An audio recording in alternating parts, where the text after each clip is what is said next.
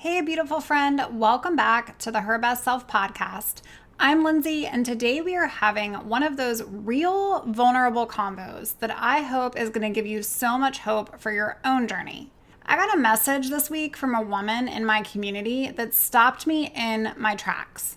She said, Lindsey, I'm wondering, do you have bad body image days like ever? What does recovery actually look like with body image years later? What do you do when those old thoughts creep in? Do they creep in? And girlfriend, I sat there for a moment because this is just such an important question that I don't think we talk enough about. There's this myth floating around that recovery means you never struggle again. And you reach some magical finish line where body image issues, they just disappear in the cloud forever. And this simply is not true. So today I'm pulling back the curtain completely because I'm going to share exactly what I do on those days when those old familiar feelings start showing up.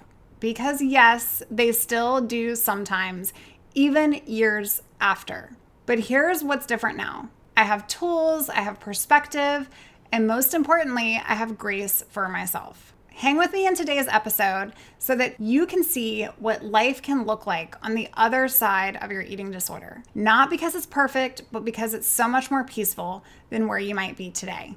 So let's get right into today's episode. Here we go.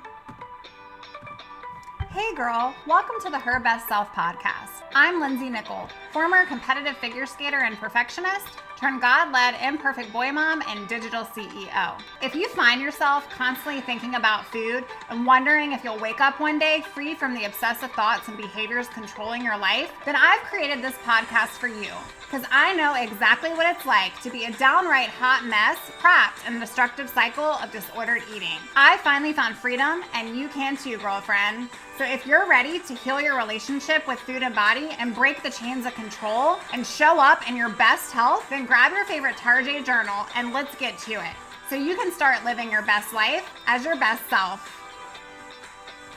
First, let me be completely honest with you. Yes, I still have days where I don't feel amazing in my body. Maybe I'm bloated, maybe I'm PMSing, maybe I caught a glimpse of myself in a dressing room mirror with those god-awful fluorescent lights. Or maybe I'm stressed about something in my business, or going through a hard season of my marriage, or with my boys. And my body just becomes the target for those feelings. This is totally normal, and this is the reality check I wanted to pour into the mic for you to hear today, friend. But the difference is this. These moments used to consume entire weeks, months of my life. They used to send me spiraling into immediate restriction, immediate overexercise, detoxes, pills, laxatives, or complete avoidance of social situations. The difference now, they might last an hour, a second, maybe a day at most where I'm just not feeling it. But I have a toolkit that actually works. And that's why I do what I do. And here's what I want you to understand. Having these moments, it doesn't mean that I'm not recovered. It means I'm human. Your journey is unique.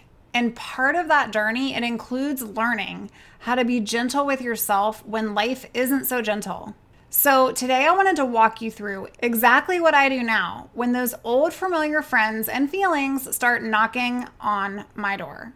So this is my 8-step toolkit, and I'm going to try to go through it rather quickly so that this episode is not a gazillion minutes long. But you might want to get a journal and a notebook just so that you can take some of these tangibles with you, because I truly find them so valuable. And I just want to make sure that I'm doing my due diligence to get you something that you can use this week when you're not feeling it. Okay, step number 1 is I have to give myself grace upon grace. The very first thing that I do, and this is so important, do not skip this, is I give myself permission to feel whatever I'm feeling without judgment of that feeling. I used to immediately panic when body image thoughts would show up, like, oh no, I'm not recovered enough, or I should be so past this by now. Now I pause and I say to myself, it's okay that you're having this thought.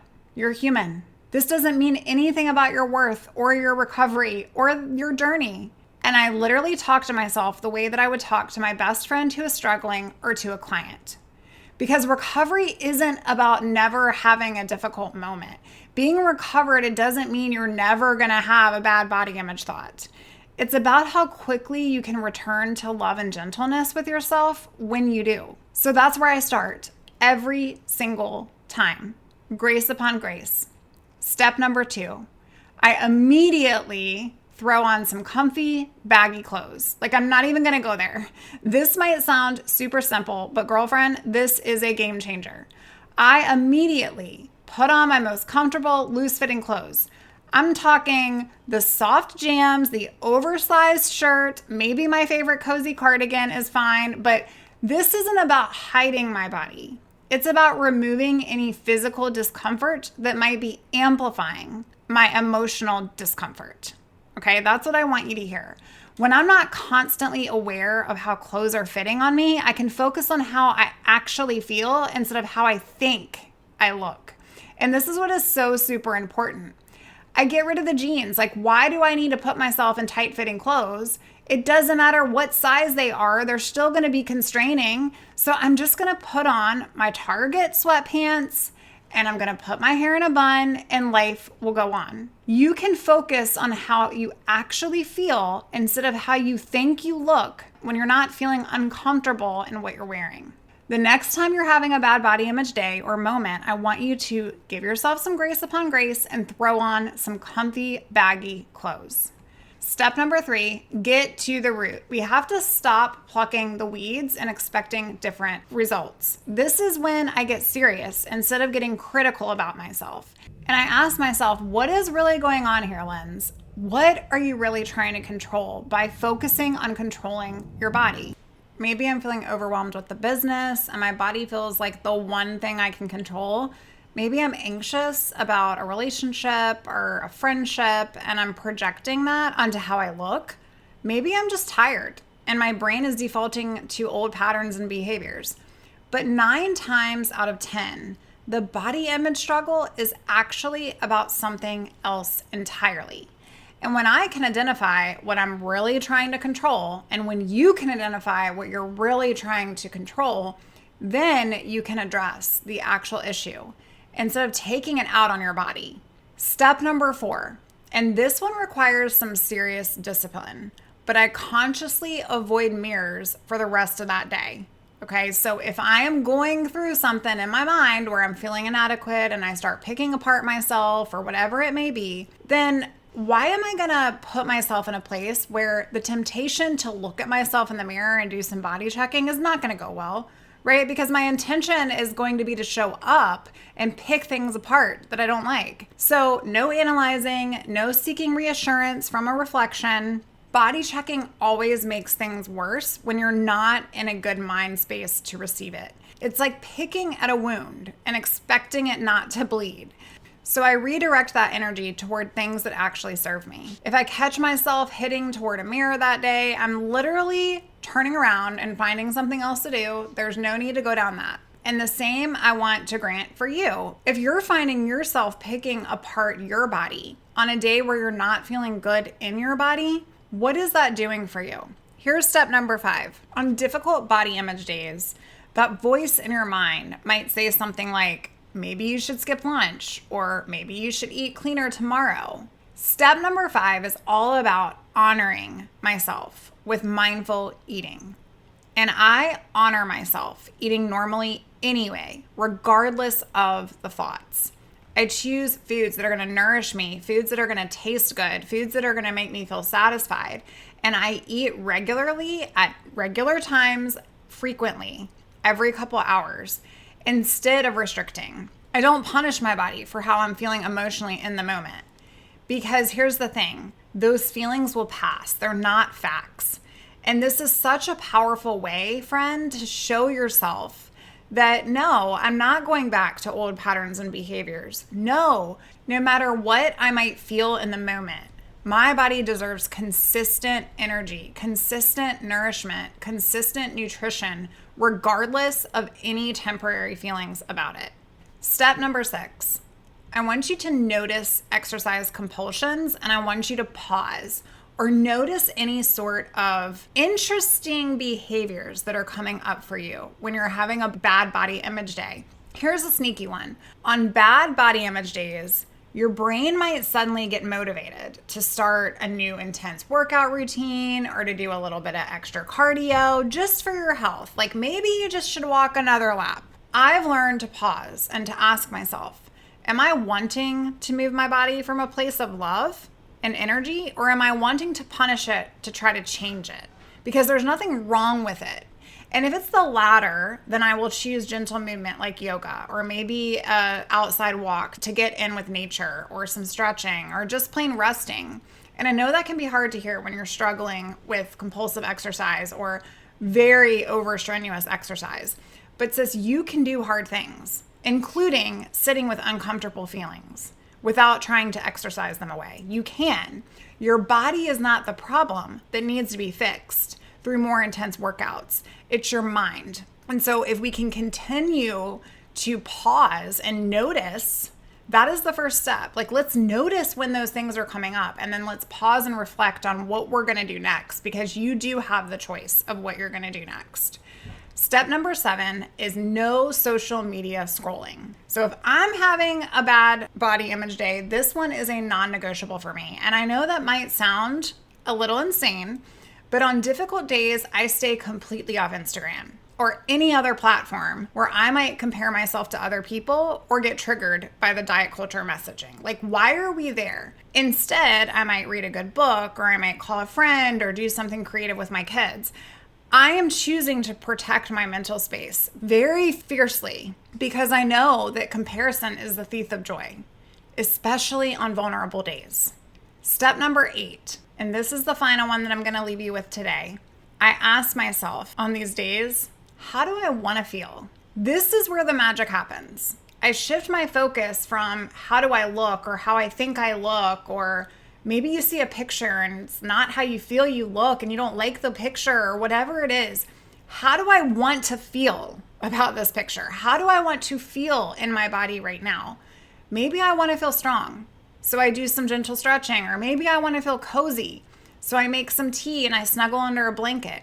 Maybe I just want to feel connected, so I reach out to somebody that I love. Or maybe it's I want to feel loved, I want to feel cherished, I feel unworthy in some way. Sis, here's what's fascinating. Research actually shows that when we focus on what we want to feel rather than how we think we look, it actually changes our body image in real time. I know it's mind-blowing, but our thoughts about our bodies directly impact how we experience being in our bodies, doing life in our bodies. And when I choose thoughts of strength, when I choose thoughts of comfort and choose thoughts of gratitude, then those are the feelings that become my actual experience, versus when I choose the thought of, oh, I don't like my stomach today, or why are my legs so big, or oh my gosh, I'm gaining so much weight. It says those thoughts aren't serving you. And here's the thing. I know sometimes it feels like we can't pluck our thoughts out of our brain, because we would if we could. But I want you to ask yourself the simple question on a bad body image day. How do I want to feel? Here's what I want you to know. These tools work because they're rooted in self-compassion instead of self-criticism. And they work because they honor that you are a human and you don't have to demand being perfect. You're not going to be. Recovery, it isn't about never struggling. Okay, so anyone that tells you they never have a thought is just simply lying. It's about struggling with love instead of being at war with yourself and your body and being at war in your own mind.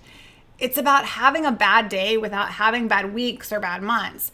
It's about trusting that difficult feelings are temporary and you have everything that you need inside of you to navigate them. Sis, your journey is so unique and you're exactly where you need to be right now. Progress over perfection, always. You deserve kindness from yourself, especially on the hard days.